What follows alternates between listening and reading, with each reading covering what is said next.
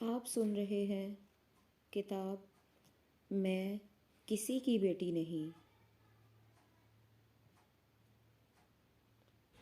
Sub heading: یہ لڑکیاں کہاں سے آتی ہیں؟ میں کسی اسمگلر کی نشاندہی نہیں کرنا چاہتی۔ ان لوگوں سے الگ ہوئے بہت عرصہ گزر گیا ہے۔ ہو سکتا ہے ان میں سے کوئی کسی صوبے کی اسمبلی کا ممبر بن گیا ہو۔ میں آپ کو یہ تفصیلات بھی نہیں سنانا چاہتی کہ اسمگلنگ کس طرح ہوتی ہے اور اس میں لڑکیاں کس طرح استعمال کی جاتی ہیں۔ میں اپنا ایک واقعہ آپ کو سنا چکی ہوں۔ اس کی روشنی میں آپ کے سامنے اس جرم کی واضح تصویر آ جانی چاہیے۔ اور یہ تو آپ کو بتا چکی ہوں کہ اسمگلنگ اکیلا جرائم پیشہ فرد یا گروہ نہیں کرتا، نہ کر سکتا ہے۔ ان لوگوں کے ساتھ سرکاری مشنری کے بڑے ہی اہم کل پرزے کام کرتے ہیں۔ کئی بار ایسے ہوا کہ کوئی اسمگلر سامان سمیت پکڑا گیا، اسے حوالات میں بھی بند کر دیا گیا، مگر کسی وزیر یا کسی بڑے افسر کا فون آ گیا کہ اسے چھوڑ دو، لہٰذا اسے نہ صرف چھوڑ دیا گیا بلکہ نہایت احترام سے اسے رخصت کیا گیا اور اس کا سامان جہاں اس نے کہا وہاں پہنچا دیا گیا۔ پولیس کے تھانے دار کسی اسمگلر کو ہاتھ ڈالنے کی جرات ہی نہیں کرتے۔ ان بیچاروں کو اپنی نوکری کا فکر ہوتا ہے۔ اسمگلر کوئی جن بھوت نہیں ہوتے، بلکہ آپ کی طرح انسان ہوتے ہیں۔ ان کی ساری قوت اور دولت مجھ جیسی دلکش لڑکیوں میں ہوتی ہے۔ یہی وہ چیز پتھر جیسے انسان کو موم کر دیتی ہے۔ ذرا تصور فرمائیں کہ آپ کو گھر بیٹھے ایک حسین لڑکی اور 20,000 کا چیک مل جائے تو آپ کیا کریں گے؟ آپ کے ذہن سے دین اور ایمان کو بتائے بغیر نکل جائے گا۔ ذرا اپنے آپ کو اس پوزیشن میں لائیں۔ میں آپ کی بیوی کے لیے عرب کے خالص سونے کا ہار اور آپ کے لیے رولیکس کی ہزاروں مالیت کی گھڑی تحفہ میں لاتی ہوں اور اپنے ساتھ ہوٹل کے کمرے میں رات گزارنے کے لیے دعوت دیتی ہوں، تو آپ کیا کریں گے؟ آپ سر کے بل ہو کر مجھے اور میرے تحفوں کو قبول کر لیں گے۔ وزیر، ان کے محکموں کے سیکرٹری اور افسر پتھر تو نہیں ہوتے۔ اسمگلر ان کی کمزوریوں اور ان کی نفسیات کو بڑی اچھی طرح سمجھتے ہیں۔ یہی اسمگلروں کی قوت ہے۔ میں آپ کو یہ بتانا چاہتی ہوں کہ اسمگلروں کو یہ لڑکیاں کہاں سے ملتی ہیں جو پتھروں کو موم کر دیتی ہیں اور جو طرح طرح کے آدمیوں کے ساتھ ہوٹلوں کے کمروں میں راتیں گزارتی ہیں۔ میں اس سوال کا جواب تفصیل سے دینا چاہتی ہوں، کیونکہ اپنی کہانی سنانے سے میرا مقصد یہی ہے کہ والدین اور سوسائٹی کو بتا دوں کہ اصل مجرم وہ نہیں جو جرم کرتے ہیں، مجرم وہ ہیں جو مجرم پیدا کرتے ہیں۔ یہ جرم والدین اور سوسائٹی کا ہے۔ قانون شکنی کی زمین دوز دنیا میں ایک تو مجھ جیسی لڑکیاں لائی جاتی ہیں۔ میں نے آپ کو اپنا سارا پس منظر بتا دیا ہے۔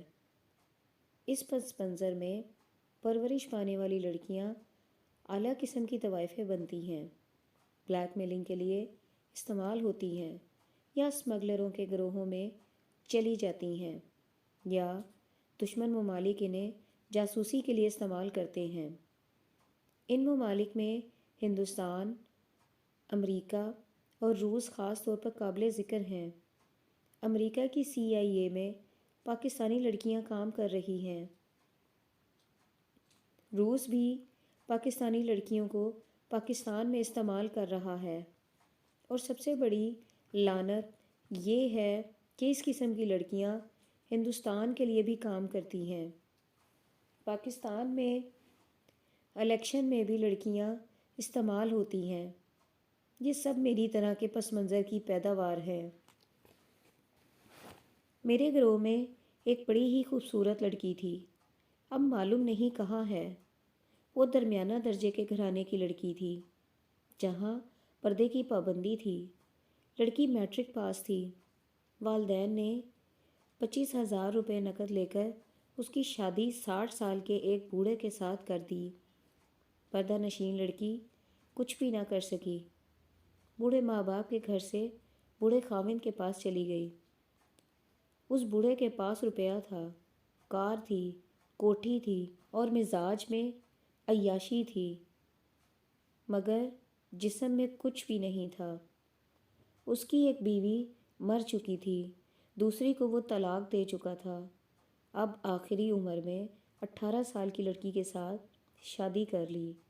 اس کی 2 بیٹیاں تھیں، دونوں کی شادی ہو چکی تھی۔ اس لڑکی پر جو گزری اسے وہی بہتر بیان کر سکتی تھی۔ دن بھر تو وہ شہزادی بنی رہتی، مگر رات جہنم کی طرح ہوتی تھی۔ بوڑھا شراب پی کر ساری رات اس نوجوان لڑکی کو جھنجھوڑتا رہتا۔ لڑکی پھر بھی کنواری ہی رہی۔ اس نے پردے اور شرم کا دامن نہ چھوڑا، لیکن وہ نوجوان تھی، خون میں شباب کا جوش تھا۔ وہ اپنے آپ کو قابو میں نہ رکھ سکی۔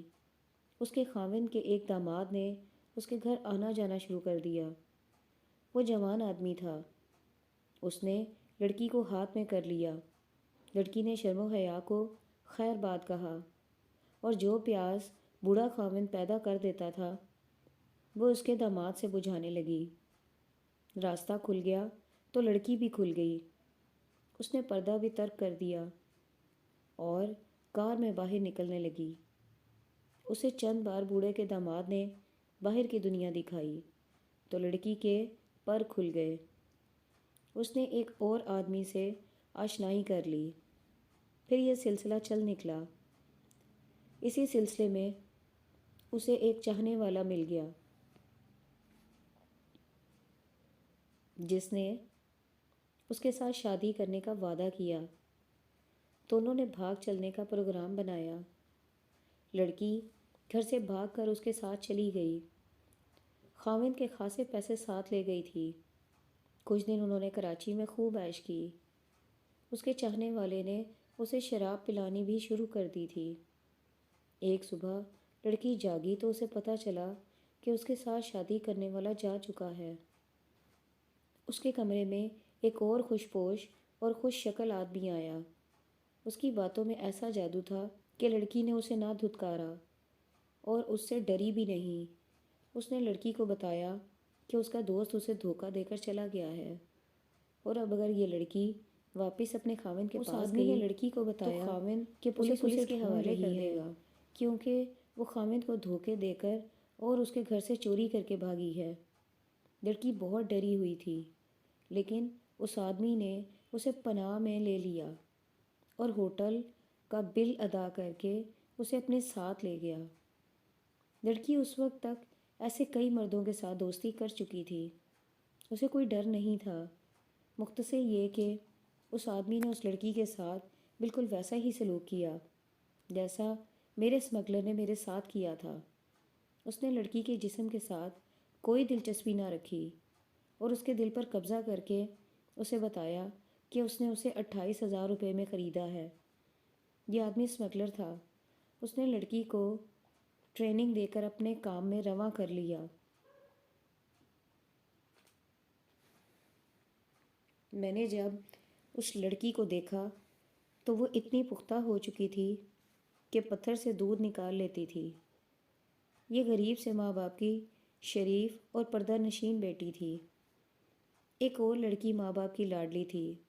اس کی عمر 11 سال ہوئی تو اس کی ماں مر گئی، لیکن بیوی کے مرنے کے 1 سال بعد اس نے دوسری شادی کر لی۔ دوسری بیوی کو طلاق ملی ہوئی تھی۔ اس نے گھر میں آتے ہی 11 سال کی بچی کو نوکرانی کا درجہ دے دیا۔ وہ خوبصورت اور چالاک عورت تھی۔ اس نے خاوند پر اپنا جادو جلا لیا اور اس کے بچوں کے خلاف اس کے کان بھرنے لگی۔ وہی باپ جس کے دل میں اپنے بچوں کا پیار تھا، بچوں کو مارنے پیٹنے لگا۔ 1.5-2 سال بعد ستیلی ماں کا اپنا بچہ پیدا ہوا۔ ستیلے بچوں کی اہمیت بالکل ختم ہو گئی۔ ستیلی بچی پہلے ہی نوکرانی بنی ہوئی تھی۔ نئے بچے کے آ جانے سے اس کی راتیں بھی نوکری میں گزرنے لگیں۔ پھر ماں نے بچے کو بوتل سے دودھ پلانا شروع کر دیا اور بچہ اس لڑکی کے حوالے کر دیا۔ رات کو بچہ روتا تھا تو یہ لڑکی جاگ کر اسے دودھ پلاتی تھی۔ وہ بھی آخر بچی ہی تھی۔ بعض اوقات بچہ روتا تو اس کی آنکھ نہ کھلتی۔ اس صورت میں باپ یا ستیلی ماں اٹھ کر اسے 2-4 تھپڑ مار کر اور گھسیٹ کر اٹھاتے تھے۔ یہی حشر اس لڑکی کے چھوٹے بھائی کا ہوتا تھا۔ ان دونوں نے گھر میں پیار اور روحانی سکون دیکھا تھا۔ وہ جانتے ہی نہیں تھے کہ نفرت اور پھٹکار کیا ہوتی ہے، مگر اب گھر میں ان کے لیے نفرت اور پھٹکار رہ گئی تھی اور پیار اور روحانی سکون خواب بن گیا۔ وہی باپ جسے وہ دنیا کے سب سے زیادہ پیارا انسان سمجھتے تھے، ان کا دشمن بن گیا۔ ستیلی ماں الگ مارتی پیٹتی اور شام کے بعد باپ گھر آتا تھا تو اس سے الگ پٹائی کراتی۔ دونوں بچے پیار اور شفقت ڈھونڈتے تھے، مگر باپ کے پیار کا دھارا ان کی ستیلی ماں کے بچوں کی طرف مڑ گیا تھا۔ 5 برسوں میں ستیلی ماں کے 2 بچے پیدا ہوئے۔ اس وقت یہ لڑکی 18-19 سال کی ہو چکی تھی اور اس کے چھوٹے بھائی کی عمر 14-15 سال تھی۔ بھائی تو مرد تھا، باہر نکل جاتا تھا اور دل بہلا لیتا تھا۔ مشکل لڑکی کے لیے تھی۔ وہ 24 گھنٹے گھر میں قید رہتی تھی۔ اسے گھر کے در و دیوار سے نفرت ہو گئی تھی۔ لڑکا 12-13 سال کی عمر میں آوارہ ہو گیا تھا۔ اس نے اسکول جانا چھوڑ دیا تھا۔ 15 سال کی عمر میں وہ گھر سے بھاگ گیا، پھر کبھی نظر نہیں آیا۔ لڑکی نے 13 سال کی عمر میں پیار کا ذریعہ پیدا کر لیا۔ یہ اس کے پڑوس کا ایک لڑکا تھا جس کی عمر 13 برس تھی۔ دوپہر کے وقت جب ستیلی ماں کمرے میں سو جاتی تھی تو لڑکی چھت پر چلی جاتی۔ یہ لڑکا ساتھ والے مکان میں رہتا تھا۔ وہ اپنی چھت پر آ کر اس طرف آ جاتا۔ چھت پر بند برساتی بنی ہوئی تھی۔ وہاں وہ محبت کا کھیل کھیلتے اور میاں بیوی بن جاتے۔ لڑکی کو تھوڑی ہی دیر کے لیے عجیب سی لذت ملتی۔ ستیلی ماں کے جہنم میں اس لڑکے کے ساتھ جنسی کھیل کھیل کر وہ اس جہنم کی اذیت کو بھول جاتی تھی۔ پھر وہ بڑی ہو گئی۔ وہ لڑکا بھی جوان ہو گیا۔ اب وہ کوٹھے کی برساتی پر نہیں مل سکتے تھے۔ اپنے اپنے کوٹھے پر کھڑے ایک دوسرے کو دیکھ لیتے تھے۔ باپ نے لڑکی کی شادی کی بات کی تو ستیلی ماں نے مخالفت کی اور دلیل یہ دی کہ لڑکی ابھی چھوٹی ہے۔ 18-19 سال کی لڑکی کو وہ چھوٹی صرف اس لیے کہہ رہی تھی کہ گھر کا سارا کام کاج اس لڑکی نے سنبھال رکھا تھا۔ ستیلی ماں نے لڑکی کو پیار سے اپنا ہم خیال بنانے کی بجائے لڑکی پر تشدد پہلے سے زیادہ کر دیا۔ لڑکی اب جوان ہو چکی تھی۔ اس نے ستیلی ماں کو اینٹ کا جواب پتھر سے دینا شروع کر دیا۔ ستیلی ماں نے لڑکی کے باپ سے شکایت کی۔ باپ نے پہلے کی طرح لڑکی کو گالیاں دیں۔ لڑکی نے باپ کو بھی کھری کھری سنا ڈالیں اور اسے یہاں تک کہہ ڈالا کہ تم زن مرید ہو۔ باپ اسے مارنے کے لیے دوڑا تو لڑکی نے جلانے والی لکڑی اٹھا لی۔ باپ بت بن کر کھڑا ہو گیا۔ اسے یہ توقع نہیں تھی کہ اس کی بیٹی اس کے ساتھ یہ سلوک کرے گی۔ اسے یہ تو احساس ہی نہیں ہوا تھا کہ اپنی بیٹی کو پیار اور شفقت سے محروم کر کے اور اسے ستیلی ماں سے پٹوا پٹوا کر اس کے اندر انتقام کی آگ اتنی زیادہ بھر دی ہے جس پر اب لڑکی قابو نہیں پا سکتی۔ ستیلی ماں بھی دبک گئی۔ لڑکی دلیر ہو گئی، مگر وہ یہ بھی جان گئی کہ اب اس گھر میں رہنا ممکن نہیں رہا۔ اس نے ایک روز اسی لڑکے کو چھت پر بلایا جس کے ساتھ اس نے 13-14 سال کی عمر میں بہت دن میاں بیوی کا کھیل کھیلا تھا۔ وہ بھی اب جوان تھا۔ اس کے ساتھ اس نے از سر نو عشق و محبت کا کھیل شروع کر دیا۔ گھر میں لڑکی نے کام کاج چھوڑ دیا۔ ستیلی ماں کے ساتھ ذرا ذرا سی باتوں پر لڑائی جھگڑا ہوتا تھا۔ لڑکی نے باہر جانا شروع کر دیا۔ اس کا پڑوسی باہر کہیں انتظار میں کھڑا رہتا تھا۔ اس نے لڑکی کو پکچریں دکھائیں، اسے گھمایا پھرایا اور خوب خراب کیا۔ وہاں اور بھی شکاری موجود تھے۔ انہوں نے دیکھا کہ اتنی حسین لڑکی اتنی آزادی سے گھومتی پھرتی ہے۔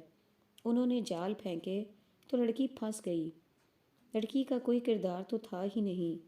اس نے 18-19 سال پنجرے میں گزارے تھے۔ یہاں اس کے لیے نفرت اور پھٹکار تھی۔ وہ کھویا ہوا پیار ڈھونڈ رہی تھی۔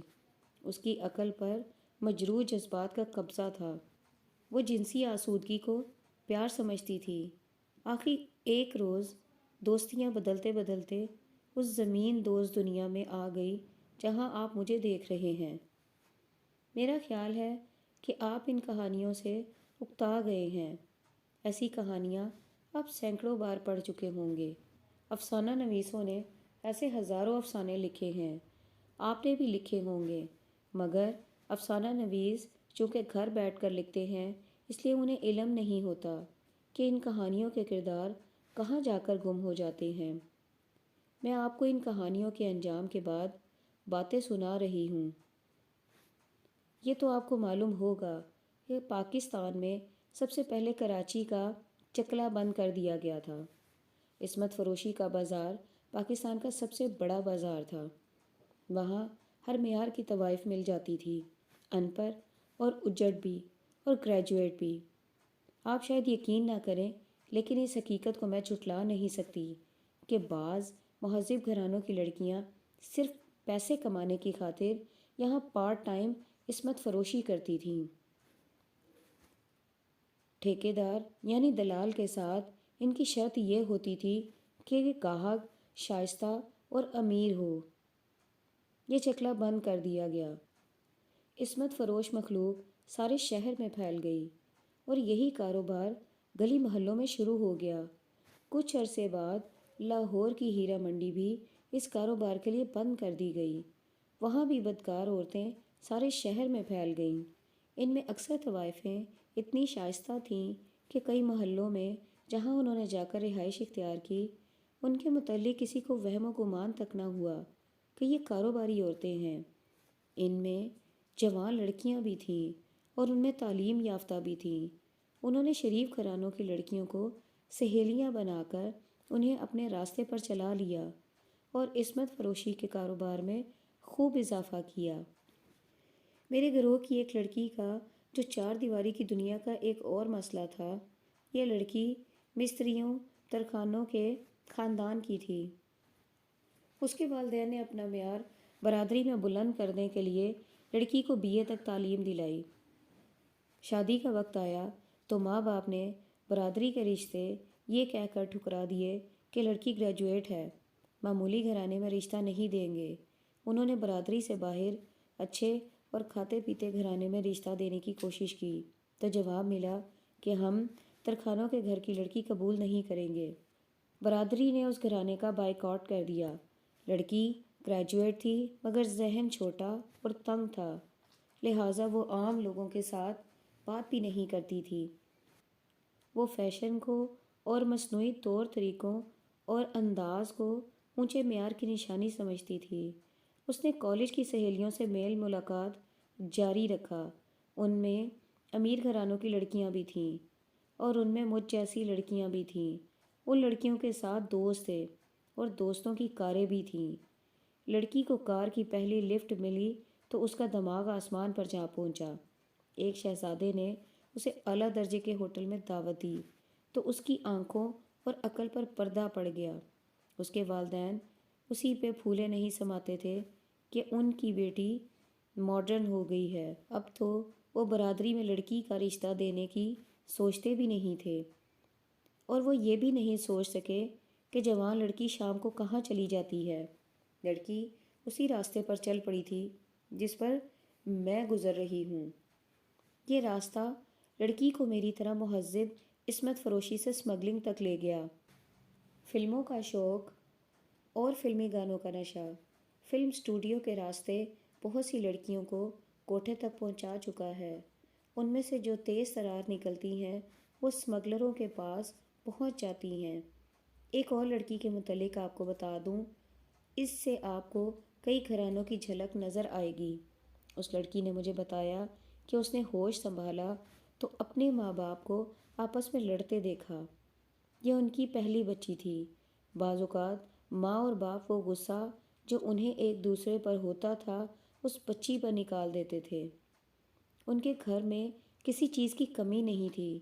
ان کے لڑائی جھگڑے کی وجہ یہ تھی کہ بچی کا باپ شادی کسی اور جگہ کرنا چاہتا تھا، لیکن والدین نے اپنی مرضی کے مطابق کرا دی۔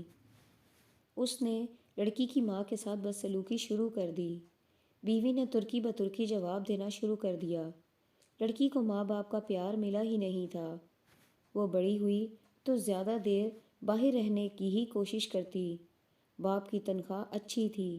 لڑکی کو کالج میں داخل کرا دیا گیا۔ لڑکی سے چھوٹے 3 اور بچے بھی پیدا ہوئے۔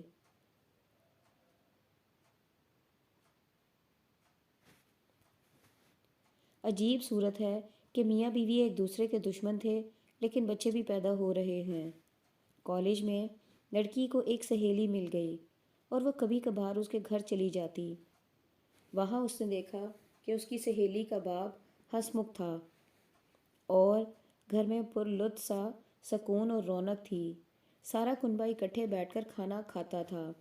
یہ لڑکی اس گھر میں چلی جاتی تو اسے سکون بھی ملتا اور اسے دکھ بھی ہوتا کہ اس کا گھر اس طرح پرسکون نہیں۔ اپنے باپ کی بجائے وہ سہیلی کے باپ کو پسند کرنے لگی تھی۔ وہ کہتی ہے یہ شخص ہر بات لطیفے کے رنگ میں کرتا تھا۔ لڑکی 3rd ایئر میں پہنچی تو اس وقت تک سہیلی کے گھر کا پیار اس کی روح میں اتر چکا تھا۔ ایک روز اس کی سہیلی کالج نہ آئی تو چھٹی کے بعد وہ اس کے گھر چلی گئی۔ سہیلی کا باپ گھر میں اکیلا تھا۔ اس نے بتایا کہ اس کا سارا کنبہ 3-4 دنوں کے لیے ملتان چلا گیا ہے۔ لڑکی سہیلی کے باپ کے پاس بیٹھ گئی۔ اس نے اس باپ کو اپنے گھر کا حال سنایا اور وہ رو پڑی۔ لڑکی خوبصورت تھی اور پیار کی پیاسی۔ سہیلی کے باپ نے پہلے تو اس کے سر پر ہاتھ پھیرا، پھر اسے اپنے ساتھ لگایا اور پھر اسے اپنی گود میں بٹھا لیا۔ لڑکی اس آدمی کی گرویدہ تھی۔ اس نے اپنا آپ اس کے حوالے کر دیا۔ اس نے اس وقت بھی برا نہ منایا جب سہیلی کے باپ نے پہلے اس کے گالوں کو چوما، پھر ہونٹ اس کے ہونٹوں سے لگا دیے۔ لڑکی نے مجھے بتایا تھا کہ اسے اپنے باپ نے بچپن میں کبھی نہیں چوما تھا۔ اس کی سہیلی کے باپ نے اسے چوما تو اسے اپنے باپ کا خیال آیا۔ اسے اس سے نفرت ہونے لگی اور سہیلی کا باپ اسے اور زیادہ اچھا لگنے لگا۔ وہ شگفتہ مزاج آدمی تھا۔ یہی اس کی کشش تھی۔ اس نے پیار پیار میں اور ہنستے کھیلتے لڑکی کو اپنے پاس لٹا لیا۔ پھر لڑکی بھول گئی کہ یہ آدمی اس کی باپ کی عمر کا ہے، اور وہ یہ بھی بات بھول گئی کہ یہ لڑکی اس کی بیٹی کی ہم عمر اور ہم جماعت ہے۔ لڑکی نے ایسی لذت محسوس کی کہ اس پر نشہ طاری ہو گیا۔ گھر کے تلخ اور دوست کی ماحول سے بھاگی ہوئی لڑکی نے ذرا بھر دھیان نہ دیا کہ یہ گناہ ہے۔ اس کی سہیلی اپنے سارے کنبے کے ساتھ 3 دن ملتان رہی۔ یہ لڑکی 3 دن چھٹی کے بعد اس کے باپ کے پاس جاتی رہی اور یہی کھیل کھیلتی رہی۔ پھر اس کی سہیلی آ گئی۔ اب یہ لڑکی اس کے باپ سے تنہائی میں نہیں مل سکتی تھی۔ اس نے محلے کے ایک لڑکے کے ساتھ تعلقات پیدا کر لیے۔ یہاں سے دوستیوں کا سلسلہ شروع ہو گیا اور وہ ایک روز ایک دوست کے ساتھ فلم اسٹوڈیو میں چلی گئی تھی۔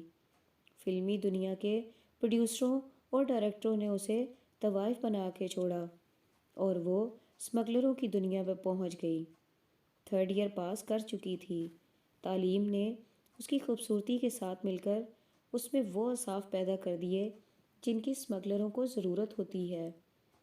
اس لڑکی کو سیاسی بلیک میلنگ کے لیے بہت استعمال کیا گیا تھا۔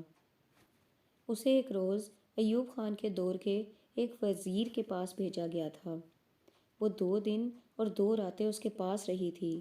واپس آئی تو اس نے بتایا کہ اس وزیر نے اسے امریکہ کی CIA کے لیے کام کرنے کی پیشکش کی تھی اور اسے بہت اکسایا تھا اور اسے یہاں تک کہا تھا کہ اسے امریکہ کی سیر کے لیے بھیجا جائے گا، لیکن یہ لڑکی نہیں مانی تھی۔ میں یقین سے نہیں کہہ سکتی کہ اس نے ایسی دلکش پیشکش کیوں ٹھکرا دی ہوگی۔ 6 مہینے بعد یہ لڑکی مجھے پھر کبھی نظر نہیں آئی تھی۔ یہ صرف میرے گروہ کی چند ایک لڑکیاں تھیں۔ میں اپنی کوئی رائے نہیں دیتی، آپ کو ان لڑکیوں کے پس منظر بتا دیے ہیں، پڑھنے والے خود ہی رائے قائم کر لیں گے کہ زمین دوز دنیا میں لڑکیوں کو پہنچانے والا کون ہے اور یہ لڑکیاں کہاں سے آتی ہیں۔ میں صرف یہ رائے دوں گی کہ یہ لڑکیاں نارمل ذہن کی نہیں ہوتیں، یہ اب نارمل گھرانوں کی پیداوار ہوتی ہیں۔ ان میں وہ لڑکیاں تو بہت ہی بدقسمت ہوتی ہیں جنہیں خدا غیر ذمہ دار اور اب نارمل والدین کے گھر پیدا کر کے انہیں حسن بھی دے دیتا ہے۔ یہ لڑکیاں جب گھر سے نکلتی ہیں تو سوسائٹی انہیں مکمل طور پر بے حیا بنا دیتی ہے۔ ان کا کوئی باپ نہیں ہوتا، کوئی بھائی نہیں ہوتا۔ ان کی خوبصورتی اور ان کی جوانی انہیں تباہی کے غار تک پہنچا کر دم لیتی ہے۔ سب ہیڈنگ ماضی میرے سامنے آ گیا۔ میں آپ سے معافی چاہتی ہوں کہ آپ مجھ سے کہانی سننے آئے تھے اور میں نے فلسفہ بگاڑنا شروع کر دیا۔ کہانی سنانے کا مقصد پہلے بھی بتا چکی ہوں، ایک بار پھر واضح کر دیتی ہوں کہ میں اپنے آپ کو عبرت کے طور پر پیش کر رہی ہوں۔ والدین سے اور سوسائٹی کے بزرگوں سے اور حکومت سے کہیں کہ میں ان جگہوں کی نشاندہی کر رہی ہوں جہاں مجرم پیدا ہوتے ہیں۔ 1-2 اسمگلر اور عصمت فروشوں کو پکڑ کر آپ اس غلاظت سے ملک کو پاک نہیں کر سکتے۔ اس سرچشمے کو بند کریں جہاں سے یہ غلاظت امڑ امڑ کر پھیل رہی ہے۔ میں اسمگلروں کے اس گروہ کے ساتھ 2 سال رہی اور شہزادیوں کی طرح رہی۔ میرا ایک برائے نام خاوند تھا، کار تھی اور کھوٹی تھی، وزیروں کی محفلوں میں اٹھنا بیٹھنا تھا۔ اسمگلنگ زور و شور سے اور پوری آزادی سے ہوتی تھی، بلیک میلنگ ہوتی تھی۔ ہمارے لیے کوئی سرحد نہیں تھی، کوئی قانون نہیں تھا۔ قانون کے محافظ ہماری مٹھی میں تھے۔ عورت، شراب اور دولت نے حکمرانوں کو مجبور اور بے بس کر رکھا تھا۔ وہی وزیر جو اسمگلروں کی پشت پناہی کرتے تھے، جہاں جاتے اس قسم کی ہی تقریر کرتے تھے کہ اسمگلنگ کا کلا کما کر دیا جائے۔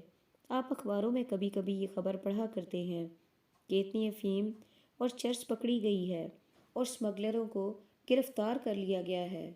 یہ چھوٹے درجے کے اسمگلر ہوتے ہیں جو بڑے اسمگلروں کی طرح متعلقہ سرکاری محکموں کو باقاعدہ خوش رکھنے کا اہتمام نہیں کرتے۔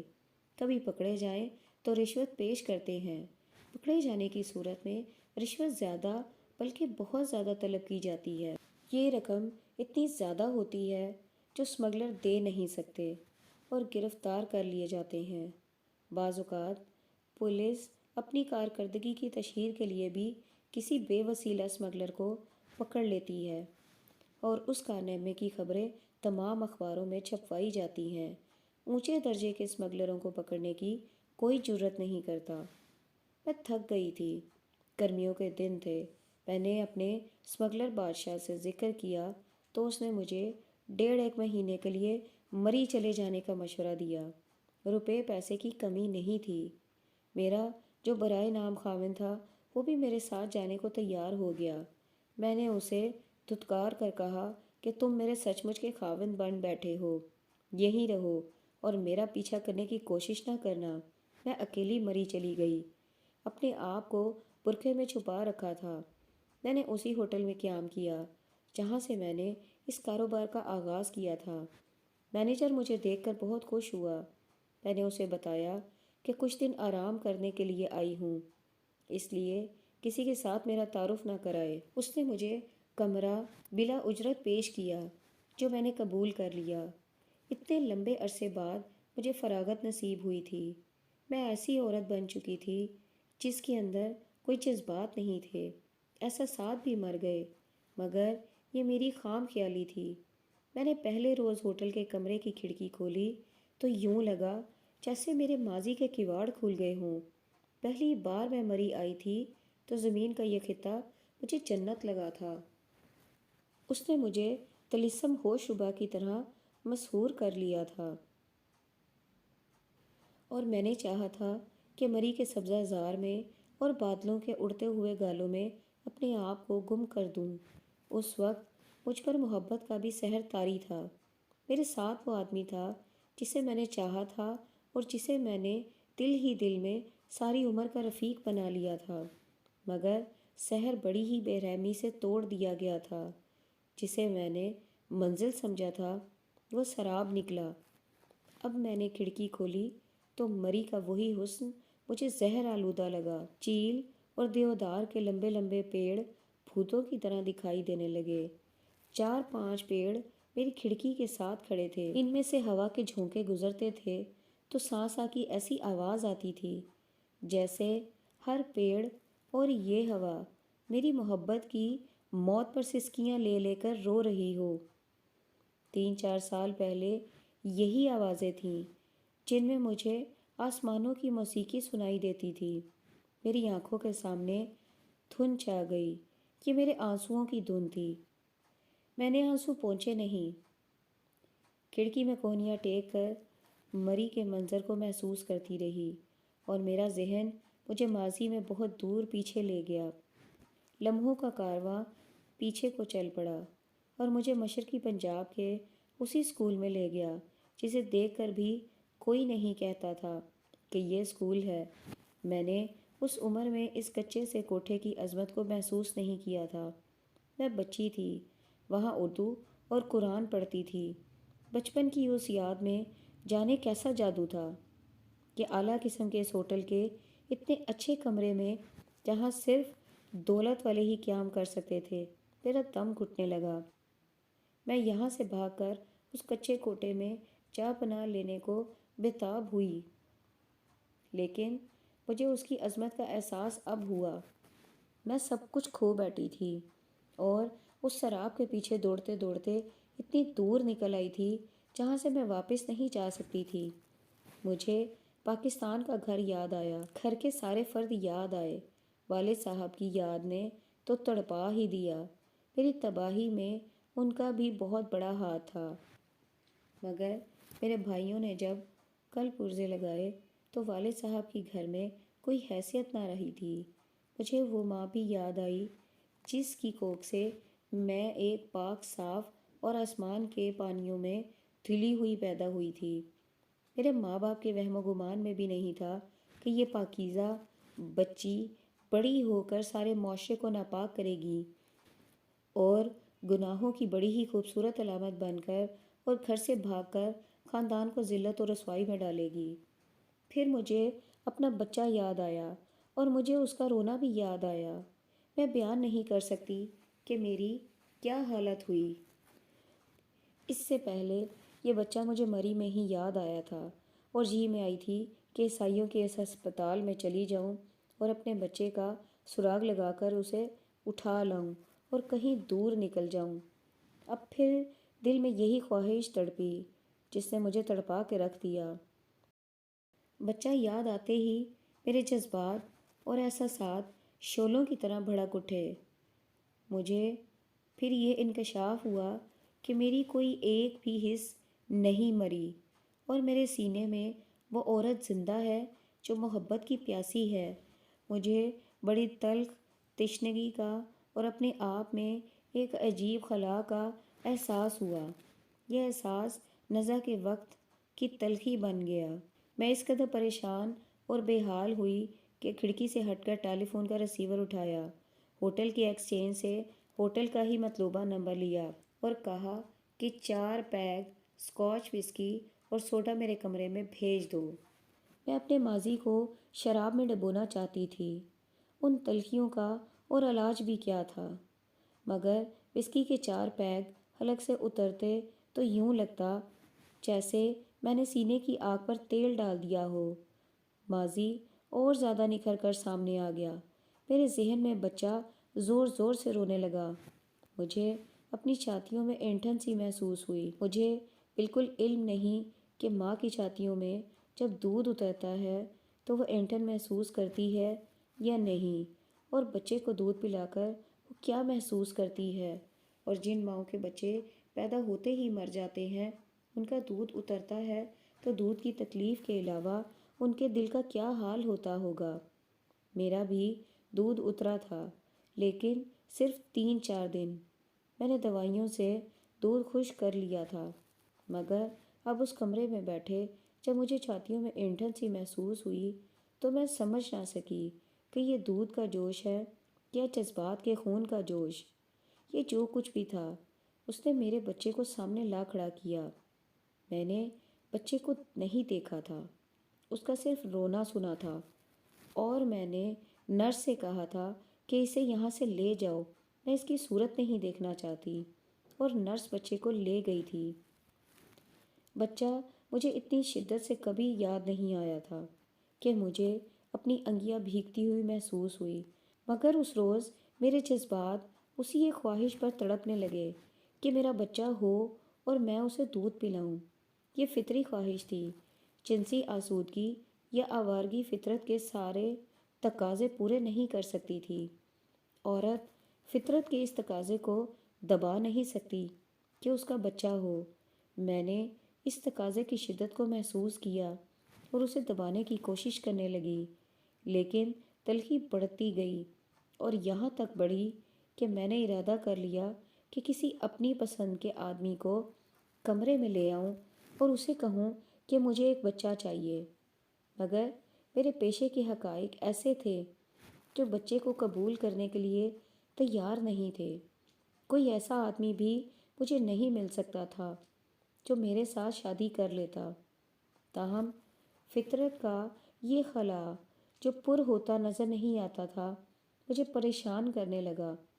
میں نے وسکی کے 3 اور پیک منگوائے، یہ بھی اس خلا میں بہہ گئے۔ آخر ہوٹل کے مینیجر کے پاس گئی اور اس سے امریکی گانجا مارجوانا لے کر اپنے آپ کو بے ہوش کر دیا۔ میری آنکھ کھلی تو اگلے روز کے 10 بج رہے تھے۔ سر بوجھل تھا، دل پر گھبراہٹ تھی۔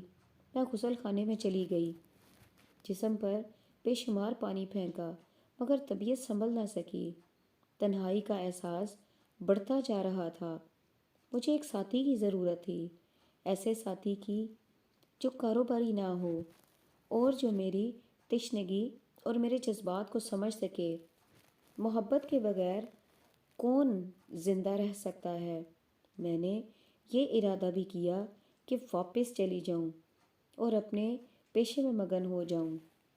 وہاں میرے جذبات کبھی یوں نہیں بھڑکے تھے، کبھی بچہ یاد نہیں آیا تھا۔ گناہ کی راتیں اور گناہ کے دن میری فطرت کا خلا پر رکھتے تھے۔ میں نے یہ ارادہ یہ سوچ کر ملتوی کر دیا کہ چند دن مری میں رہوں گی، اگر جذباتی حالت نہ سنبھلی تو چلی جاؤں گی واپس۔